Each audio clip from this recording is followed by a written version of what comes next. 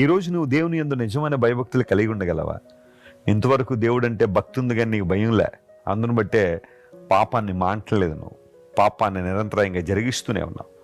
దేవుని యందు గౌరవప్రదమైన భక్తి ఉన్నప్పుడు ఆయన మాటకు లోబడతావు, ఆయన వాక్యానికి లోబడతావు, పాపాన్ని జయించగలిగే శక్తి కోసం ప్రార్థన చేస్తావు, పరిశుద్ధాత్మ దేవునితో సహవాసం చేస్తావు, దేవుని చిత్తాన్ని నీ జీవితంలో నెరవేర్చడానికి ఎల్లప్పుడూ పాటుపడతావు.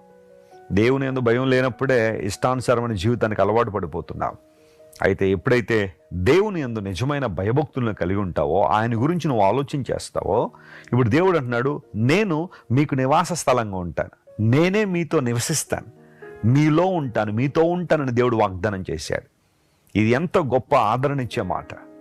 నీతో ఎవరున్నా లేకపోయినా, ఎవరు నీకు తోడున్నా లేకపోయినా, ఒంటరితనంతో నువ్వు మూలుగుతుంటే దేవుడు నీతోనే మాట్లాడుతున్నాడు. ఆయనే నీకు నివాస స్థలంగా ఉంటారట. ఎంత మంచి దేవుడు ఆయన, ఎంత ప్రేమ గలవాడు ఆయన.